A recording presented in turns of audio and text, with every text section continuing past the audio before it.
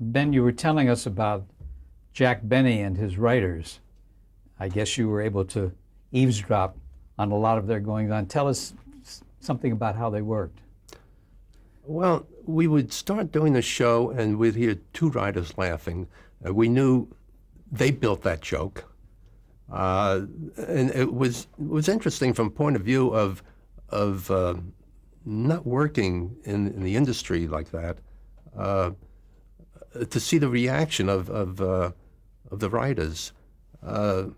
Maybe three would laugh and they would sort of discuss amongst themselves whether, I don't know what they were discussing, whether to change it or whether built right. But it was interesting when Benny would walk in the morning with a script after reading it at home and I guess maybe rehearsing it somewhat with the other characters. He would say he doesn't particularly care for it. It doesn't build right. And just all of them sitting there discussing it was interesting to listen how, being a novice and not knowing anything about that type of that part of the industry, it was eavesdropping. Do you recall their discussions about the joke and then how the audience reacted to that same joke later on? No. Yeah, because I wondered if it would get a laugh when they thought it was so funny, whether it got a laugh later on. Well, I've done shows before where the director would yell over to the audio man, "Did you have the pot open? That was a joke." He said, "It's on paper." But the audience didn't get it. Do you have any favorite episode of the Jack Benny Show that you recall that was something special for you? No, not that I can. How about guest stars? Do you remember any of the guest stars that you saw? There were a lot of them. Yeah. But the one I found interesting was Giselle McKenzie, I guess it was, who played the violin with Jack, which was always interesting. But Rochester was a great character. Dennis Day. Was Rochester friendly? Yeah. I mean, did he talk to you guys? Yes. Mm-hmm. And what about the other people? I think Mary Livingston. Only saw her once, I think, maybe twice, but that was it. How about Mel Blanc, who became famous? Mel was very, very, very open, very interesting, and he would bring in he was a collector of pocket watches.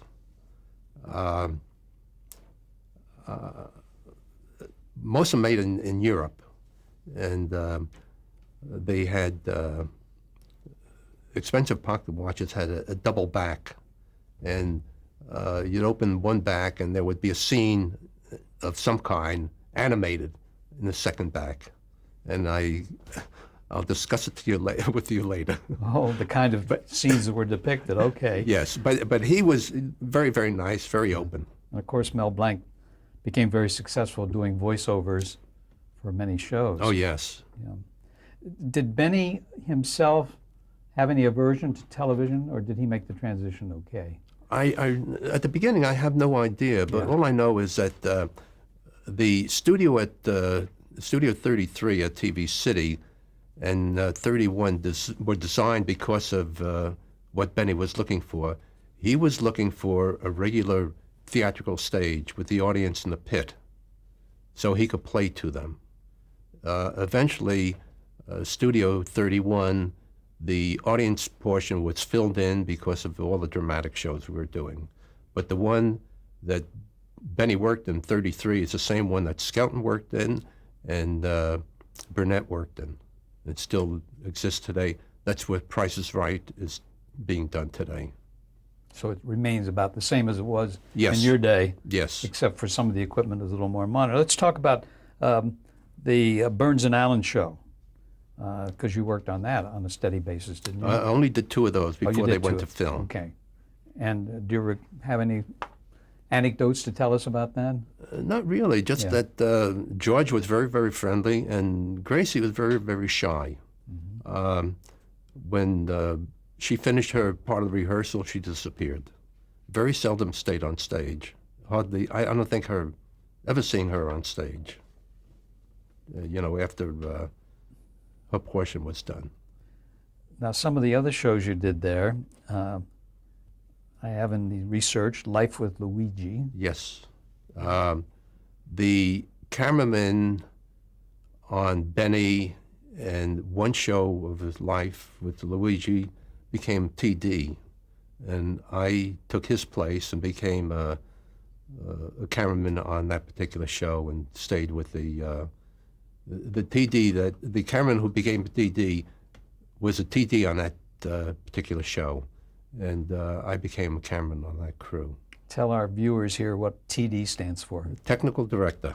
He's the man that pushes the buttons and puts the camera on the air. He's in a control booth with the director. Yes, with the director, the assistant director, and a script secretary. And who else? Did they do the music from that booth too? Or? Yeah, the audio booth was side by side with the video booth. J. Carrol Naish was in Life with Luigi. Yes. Any thoughts on him? Pardon? Any thoughts about him? Just very, very friendly, very open. And AJ, the TD who had been a cameraman, when I got on the crew, I was introduced to him. He said, "You got a big shoe to fill now." He said, "Don't screw up." But he was very, very friendly, very nice man. What about Ed Sullivan? You did some of those shows when he came out from New York, didn't you? Yes. That must have been a challenge. It was interesting. It was a different approach than any of the shows I had done before. In what way? All the acts they had was, we would rehearse them and they would have a rundown the way they envisioned the way the show would go. And we would get revised, they were all on white paper. We'd get a pink sheet, a green sheet, a yellow sheet. And what they were doing the whole time was revising what order they would go. So if you had something that wasn't hot, they'd put it between two hot segments. And it was very, very interesting from that point of view.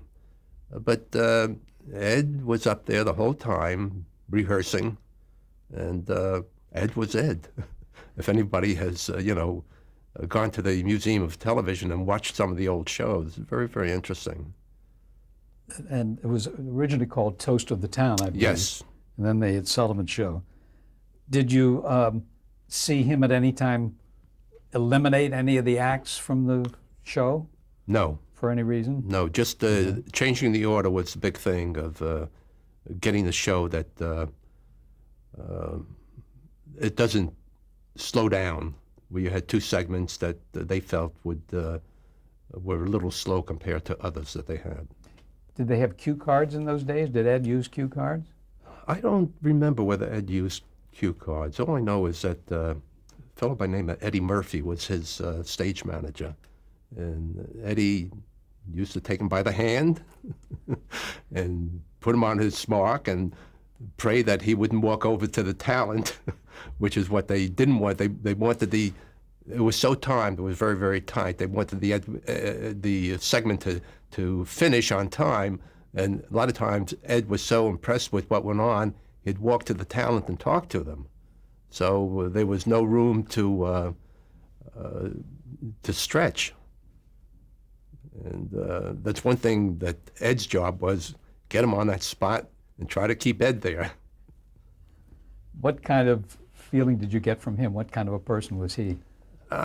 He was kind of, I guess, standoffish until we did some shows in Vegas with him that he was so happy with that he threw a tremendous party.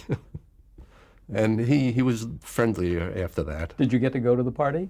Yes, everybody was invited to the party. Yeah. What kind of acts did he have on the show from Las Vegas? Were they appearing in clubs there?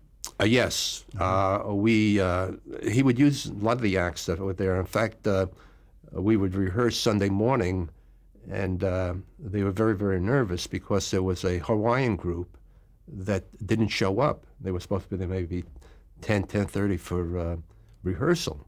And they came walking in at 11 o'clock, and they said, "What happened?" They said, "Well, it snowed last night. We never saw snow. So we left here, and there was snow on the ground. We were playing in the snow until 4 in the morning." And that's why they were late. They all slept in. They overslept. Yeah. But they did use a lot of the acts from the stage. That was at the Stardust that we started working. And then later on, we went to the Desert Inn. Do you recall any of the big name guest stars that he had, like Sinatra or anybody? No, never. No, Sinatra was never on it. I don't remember. You'd remember that. No, I would remember that. Yeah. Yes. Yeah. Jumping back to L.A. from Las Vegas, I think one of the early shows you did was Carson's Cellar. Yes. Was that his first show that Johnny Carson did? It was a 5-minute bit that he did that filled in after the ball games, after the baseball games. And generally little handheld stuff that he might have or some jokes. And it was just a 5-minute segment, and that was it. And that was Johnny Carson's Cellar. What was the nature of the material? Was it news of the day that he would kid, or people, or? I guess it was news of the day primarily. Mm-hmm. Or something about the ball game of, someone really screwed up and made a big boo-boo. He would take off on it. Did you get any feeling of the size of his talent at that time? No, not at all. Never knew he would become a big star. No. We laughed at it, did the show, but never thought anything more about it. Did he have guests on at all, or was it all him? It was in a closed studio. 1 or 2 cameras, and that was it, and the boom man. That was the whole thing. Did he work from a script, do you recall? I don't believe he did. Mm-hmm. So I don't think he did. Might have all been ad-lib for 5 minutes, huh? Yes, and then he had to run back to the announce booth because it was live, mm-hmm. and he was filling in for that portion of the ball game that ran short. When he went back to the announce booth, was he doing announcing at that time? Then he would announce the next show coming up. So that's where he started as an announcer? Yes, as an announcer. Oh, that's interesting, yeah. Now let's jump to Meet Millie, which was a very popular show in its day. Yes. Tell us who was in that. Marv Kaplan, Elena Verdugo, Flo Hallop, trying to think, a fellow by the name of Ford. I can't think of his first name. Paul Ford? No. No, that was the New York actor. But they were very successful with that show, weren't they? Yes. I'm trying to think of one more character. The man who played Charlie Chan. Roland Winters? Roland Winters. Okay. Was the Roland Winters, and I really don't know what kind of office they had. And the son was Ford, and Millie was a secretary for the organization. Mm-hmm. And Ross Ford was the guy. Yes, you're right. Yeah. Yes. And tell us about the premise of that show. Just about as I remember, Mama would like to get Millie married off. And Marv Kaplan was just a friend of the family's. Very, very nice man. Very, very, and that was, Seymour Burns directed that. Very, very interesting show. And it was on for maybe a year and a half, and then they canceled it. And it was really what they called the New York show. Because it was set in New York? Set in New York, and the characters, I don't know why, but I guess the management identified with people of New York. And the cast gave a going-away party. And I think after about 13 weeks or so, it came back on the air. And the crew had a welcome back party for them. So it did go on for another maybe 2 years after that. And that was all live? That was not... That was all live. 3 cameras? 3 cameras. Mm-hmm. And how did you stay out of the way of each other? You learn that very, very quickly. How? On on a sitcom like that, you had your own area to cover. When it came to some of the big dramatic shows, it became very, very tight. You were working very close together, and there were times you did get into a shot. When you were doing those sitcoms, were there any mishaps that you recall that you had? No, never, not with sitcoms. Another sitcom that I have in the research is My Favorite Husband, Yes, with Barry Nelson and Joan Caulfield. Yeah. What are your impressions of that? it was a very friendly show, very smooth. Norman Tokar was the director who played. He was a radio actor at first, and I think Wallace Archer. He had a high-pitched voice.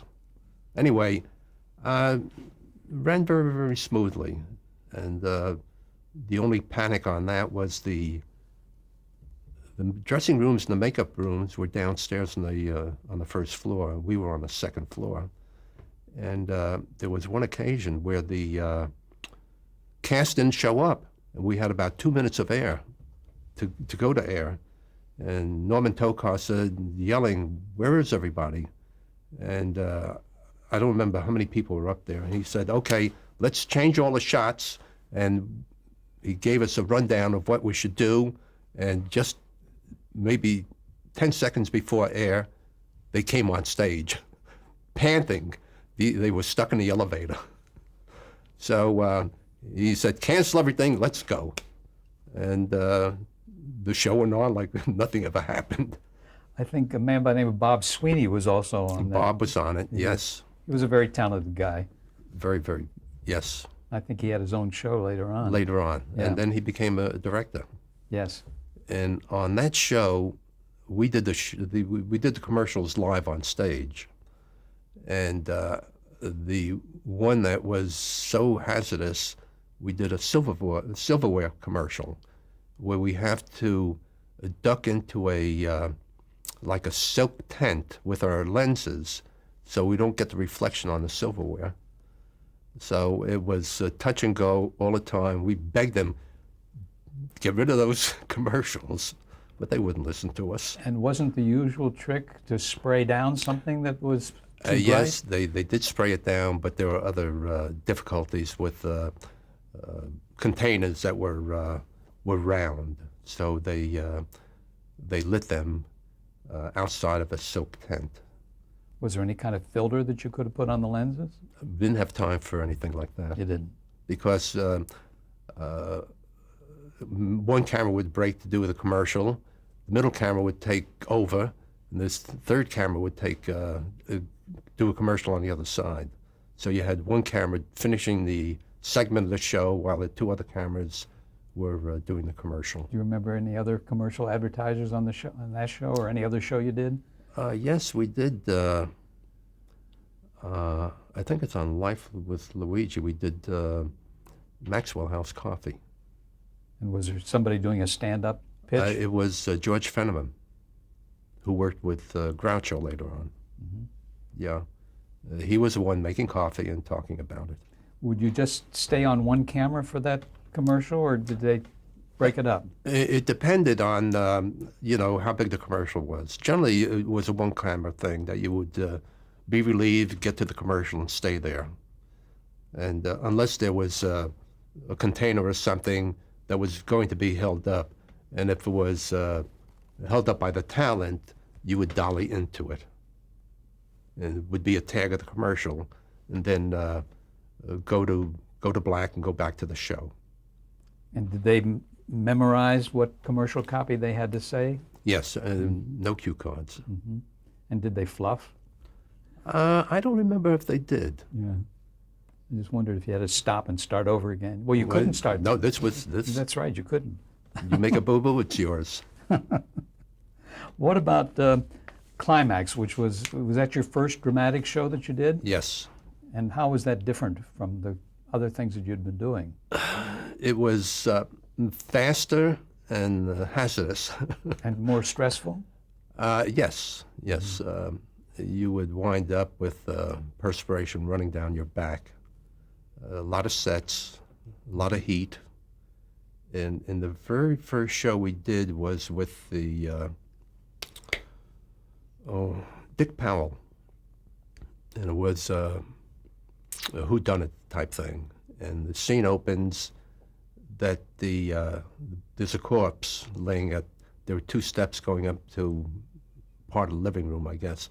The corpse lying at the foot of the steps, and the detectives come in. They're talking, and the stage manager and the actor who playing the corpse was told the corpse, don't move until the stage manager touches you on the foot.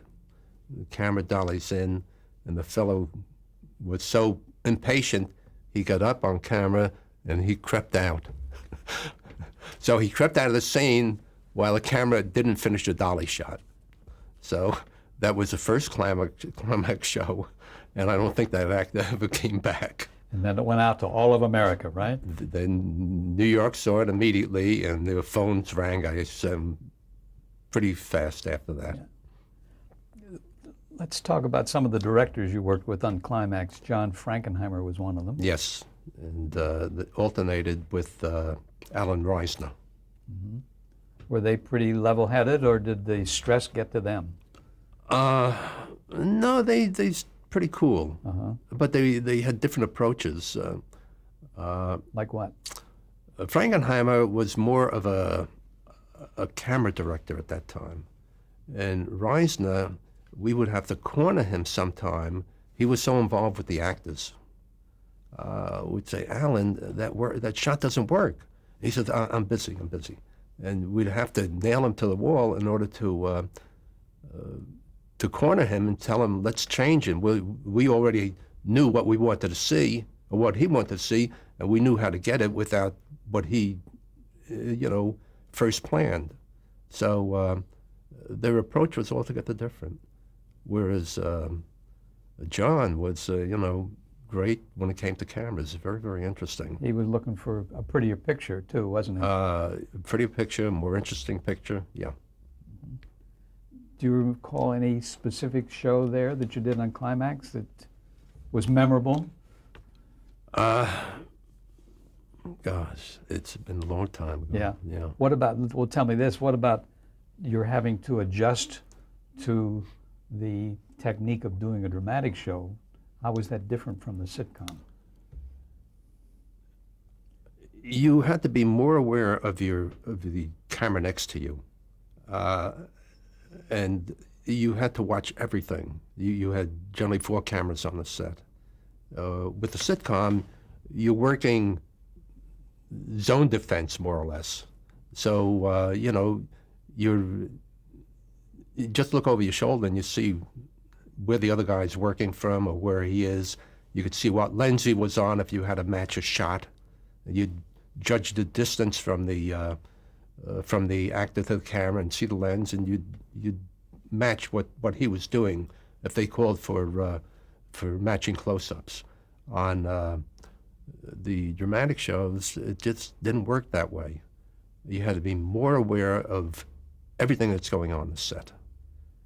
Very, very tight quarters at times, and really unbelievable.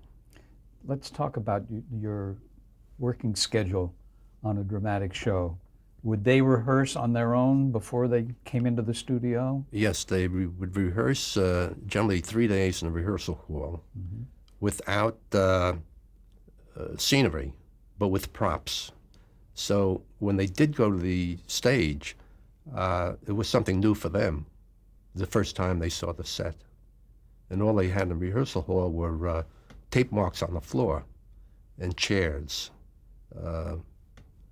And maybe a table for a desk if that was what the scene called for. But it's the first time they had to get familiar with the set also, because every week it was different. Every week there were different actors also. Did they ever give you a script to read so you knew what the show was about? No, but the way we worked, they would run a couple of scenes without cameras, and then we'd get on camera and start blocking. That's the way we were doing the dramatic shows. You were talking about if there were two people in the scene doing close-ups, you would have to anticipate that to be able to get on the proper lens, correct? Mm-hmm. Yes. Dramatic show, very, very, very fast. And, you know, there were no zooms. You dollied. You used your lenses, but did a lot of dollying, which is practically unheard of today because all the cameras come with zooms. And unfortunately, I feel that a lot of the new camera people have never had the opportunity to get on a wide enough part of the zoom and do some dollying. It's really unfortunate that they have zooms and no hard lenses. On that pedestal camera, that must have weighed an awful lot, didn't it? I mean, with all the equipment, all the lenses and everything on it? Well, the pedestal itself most likely weighs, could be 1,000 pounds. But the camera was, by comparison, was 100 pounds, a black and white camera. Did you push that yourself? Yes. Or did you have a pusher to help you? No, only when you were on a dolly, a particular dolly, or on a crane, that you was either a two-man team or a three-man team. But on the dramatic shows, you also had cable people because you didn't have time to kick the cables out of the way yourself. Did they ever get to a point where they had to lift the cables over the cameraman's head? Yes, and that was arranged a lot of times where you'd come charging and there would be two cable men holding the cable so you can get under the cable and get to the next scene. Any other moves like that that you had to do? Yeah, there were scenes where, you know, you had a pile of cable in front of you that, you know, it just didn't work at times. So you couldn't plow through that? No, you couldn't. Yeah. And you would sometimes just have to long lens the whole thing and hope the people stayed close enough together because without the ability of moving, you were in trouble. I wanted to add that William Lundigan, I think, was the host of Climax, wasn't he? He was, yes, but the thing is, Bill did the commercials. And in Climax, we used two different studios, one for the commercials, one for the car setup, and the other one for the show itself. And they had put doors in, so at least one or two cameras. There were 3 cameras on the commercials and 4 cameras on the show. 1 or 2 cameras would go through the doors and do part of the commercial, then run back and do the show. Now, were there separate cameras for the commercials, or Yes. did you guys have to do that? No, there were 3 separate cameras in the second studio I see. because they generally had 5 cars on stage. Oh. What company was that? Chrysler. Chrysler, yeah. We're going to pause for a moment to change tapes. Mm-hmm.